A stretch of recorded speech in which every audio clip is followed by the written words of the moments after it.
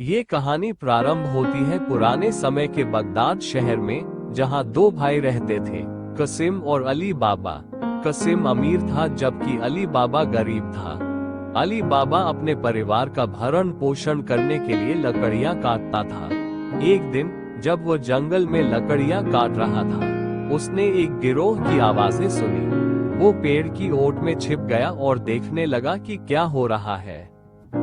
गिरोह के हिस्सेदार घोड़े पर सवार होकर आए और उन्होंने एक बड़ी चट्टान के पास रुककर कहा, खुल जा सिम सिम। चट्टान अलग हो गई और एक गुफा प्रकट हुई। सारे चोर गुफा के अंदर चले गए और जब वापस लौटे तो उनके हाथ सोने और रत्नों से भरे हुए थे। चोरों के चले जाने के बाद अली बाबा ने भी वही वाक्यांश दोहराया, खुल जा सिम सिम, और गुफा में चला गया। वहां उसने अनगिनत खजाने देखे। अली बाबा ने अपनी झोली में भरकर कुछ सोने के सिक्के और रत्न लिए और गुफा से बाहर आ गया।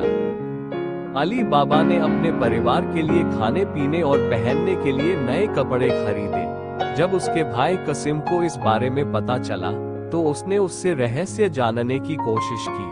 आखिरकार अली बाबा ने उसे सब कुछ बता दिया। कसिम अपने लालच को रोक नहीं पाया और अगले दिन अकेले ही गुफा में चला गया। उसने खुल जा सिम सिम कहकर गुफा को खोला और अंदर चला गया। उसने बड़ी मात्रा में खजाना इकट्ठा किया, लेकिन जब वह बाहर निकलने का समय आया तो वह वाक्यांश भूल गया। वह गुफा में ही फंस गया। चोरों ने जब गुफा के अंदर कसिम को देखा तो उन्होंने उसे वहीं मार दिया। जब कसिम लौटकर नहीं आया तो अली बाबा उसे ढूंढने निकला।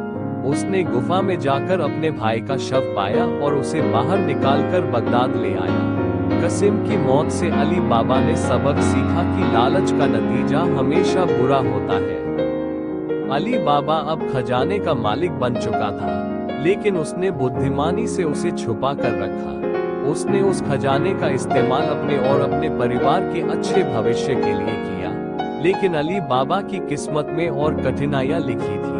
चोरों का सरदार और उसके साथी अब अली बाबा से व्यापारी बनकर बदला लेना चाहते थे। एक दिन चोरों का सरदार अपने साथियों के साथ व्यापारी वेश में अली बाबा के घर आया और कहा, हम व्यापारी हैं और अपने सामान को आपके घर में रखना चाहते हैं।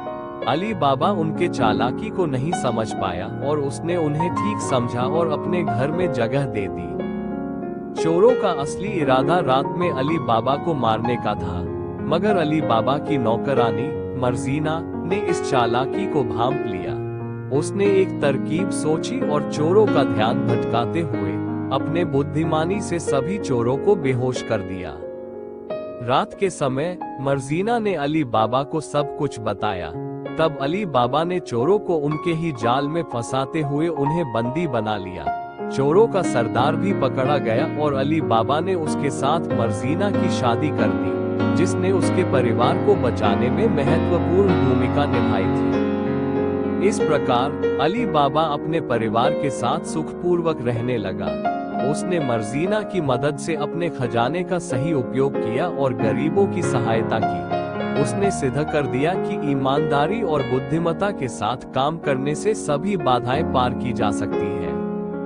उनकी कहानी एक उदाहरण बनी कि जब ईमानदारी और नेकदिली से काम किया जाता है तो कठिनाइयों का सहज पार होना निश्चित है। अली बाबा की अमीरी और मर्जीना की समझदारी से उनका परिवार हमेशा खुशहाल रहा। दोस्तों, आपको ये कथा कैसी लगी? कृपया कमेंट करके जरूर बताएं। वीडियो पसंद आया हो तो लाइक करें और ऐसी ही बहुत सारी कथाओं, कहानियों एवं जानकारियों को सुनने के लिए चैनल को सब्सक्राइब करें। धन्यवाद।